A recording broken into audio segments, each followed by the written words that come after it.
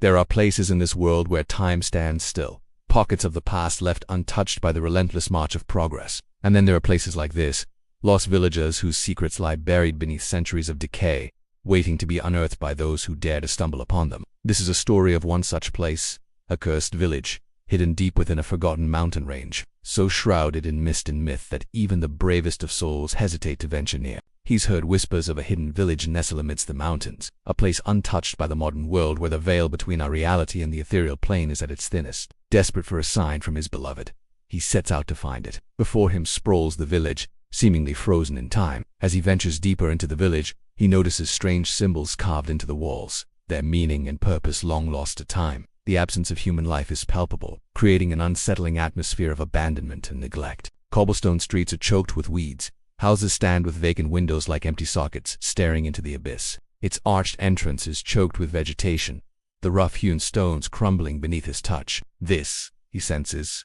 is the village's temple, a place of worship dedicated to forgotten gods. The air within the temple is thick with the scent of incense. The passage opens into a cavernous chamber, its ceiling lost in the shadows above. Strange symbols are etched into the floor, forming a circle that glows with an otherworldly light. From the corner of his eye he sees movement. The forest, once a place of solace, has become a menacing labyrinth, the trees whispering secrets best left buried. The moon, when it occasionally breaks through the canopy, casts grotesque shadows that dance and twist around him. Disoriented and confused, he struggles to recall how he got there. The forest around him seems alien and hostile, the trees pressing in on him like accusing fingers. You see, the truth about the cursed village is that it exists outside of time, a timeless prison for those unfortunate enough to stumble upon it. If you enjoyed this story, please consider supporting us, because together we can bring more terrifying tales to life. Until next time, sleep well and beware the whispers in the woods. The villagers aren't dead, but trapped in an endless cycle of madness and despair. The forest itself is a sentient being, a malevolent spirit that feeds on the fear and sorrow of its victims. And the whispers, oh, the whispers are the voices of the damned forever lost in the labyrinthine depths of the woods.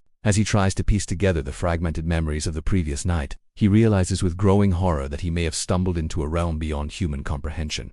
The silence is broken only by the sound of his own ragged breathing. Figures emerge from the shadows, their forms distorted and grotesque. The rustling of leaves turns into the whisper of voices. The hoot of an owl becomes the screech of a tormented soul. The crunch of a twig snaps into the snap of a bone. His mind, frayed and exhausted, begins to unravel. Is he truly alone or unseen eyes watching his every move? Are the villagers stalking him, their whispers echoing in his mind, driving him deeper into the heart of the cursed forest? Or is he losing his sanity, succumbing to the whispers of a forest gone wild? Their eyes glow with an eerie light, their features twisted into masks of pain and anguish. They circle him, their whispers echoing in his ears. Panic surges through him, propelling him towards the exit. He runs, stumbling over roots and rocks, the whispers pursuing him like bloodhounds on his trail. At its center, a monolithic altar dominates the space, its surface carved with scenes of unimaginable horror. Grotesque figures writhe and twist, their limbs contorted in ways that defy the laws of nature and decay. The silence broken only by the drip, drip, drip of water seeping through cracks in the roof. It's as if the inhabitants have vanished into thin air, leaving behind only echoes of their former presence. With each passing moment, the forest's grasp tightens, threatening to consume him entirely. Trapped in a nightmare of his own making, he is forced to confront the darkest recesses of his mind and the malevolent forces that seek to claim him as their own. Strange symbols are carved into the temple walls, depicting grotesque figures with too many limbs and eyes that stare blindly ahead. The silence is oppressive, broken only by the sound of his own heartbeat. Then, as if in answer to his unspoken question, a voice echoes through the chamber, ancient and raspy, like the rustle of dead leaves. It speaks of a forgotten ritual, of sacrifices made to appease the slumbering deity. The voice fades, leaving him in the echoing silence, the weight of the temple's secrets pressing down upon him. The shadows seem to writhe and twist, taking on a life of their own. The floor beneath his feet is littered with broken statues and toppled pillars, silent witnesses to the temple's desecration over the years. The silence is shattered by a cacophony of whispers, voices that seem to emanate from the shadows themselves. They speak his name, their voices like the rustling of dead leaves. Fear clenches at his heart, urging him to flee. But his feet are rooted to the spot,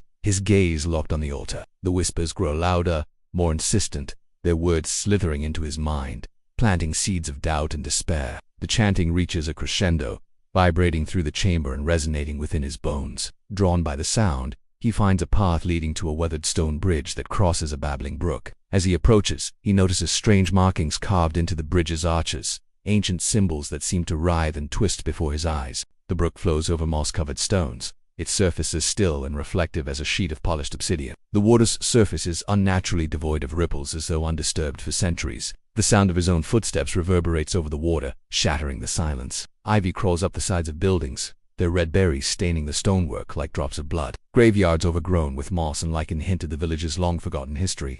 The silence is deafening, amplifying every creak and groan of the windswept structures. The air hangs heavy with the scent of decay and the buzzing of unseen insects. In the center stands a weathered wooden signpost pointing towards the village. Hope rekindled, Elias follows the direction indicated by the arrow, pushing aside a thick curtain of vines that conceals the path ahead. The sound of his own breathing seems amplified in the stillness, making him hyper-aware of his own presence. The sky above is overcast, the heavy clouds casting an eerie glow upon the dilapidated buildings below. The wind picks up, moaning through the gaps in the houses like the lament of a lost soul. The trees at the edge of the village sway violently, their branches clawing at the sky. What lies beyond remains shrouded in mist and mystery, a testament to the enigmatic nature of the village itself. All who have heard its name suffer the same dreadful fate, drawn to its beckoning depths, never to be seen again. The air grows heavy with a scent of pine and damp earth, the silence broken only by the rustling of leaves and the distant cawing of crows. The sunlight struggles to penetrate the dense canopy above, casting the forest floor in perpetual twilight. The trees seem to press closer, forming a tunnel of twisted branches and suffocating foliage. A sense of foreboding settles over him, a feeling that he's not alone, that unseen eyes are watching his every move. Some say it's just a folktale, a ghost story whispered around campfires to keep the unwary traveler on the straight and narrow path. But if that were true, why do those who hear it feel an unexplainable pull towards the mountain? Why does the very mention of its name send shivers down their spines? Our story begins with Elias, a man haunted by the recent loss of his wife, searching for solace in the remote wilderness. As days turn into weeks, he finds himself traversing through ancient, gnarled forests, the trees growing ever thicker and darker as he delves deeper into the heart of the mountains. Then, as suddenly as it began, the forest opens up, revealing a clearing bathed in an ethereal glow. The sight that greets him is both mesmerizing and terrifying. He steps cautiously onto the cracked pavement, each footstep echoing in the oppressive quiet. A sudden gust of wind whips through the village, sending fallen leaves swirling around him. In the distance, he hears the faint sound of running water, a trickle that seems to grow louder with each step he takes. On the far side of the bridge, the path leads to a clearing dominated by a crumbling stone structure. He moves through the gloom, his eyes struggling to pierce the darkness. As he ventures deeper into the temple's labyrinthine interior, the air grows colder. Driven by an insatiable curiosity and perhaps a touch of madness, he follows the sound. Suddenly the air grows heavy, as though the very fabric of reality is thinning. And then, as abruptly as it began, the chanting stops, leaving behind an eerie silence. Back in the relative safety of the forest, the trees seem to close in, their branches reaching out like grasping claws. As the night wears on, the forest comes alive with unnatural sounds. His journey becomes a desperate bid for survival, a race against time and the encroaching darkness. And so the story ends. Or perhaps it doesn't. Perhaps Elias's story is just beginning. Now, would you dare venture into a forgotten village rumored to be cursed? Let me know your thoughts.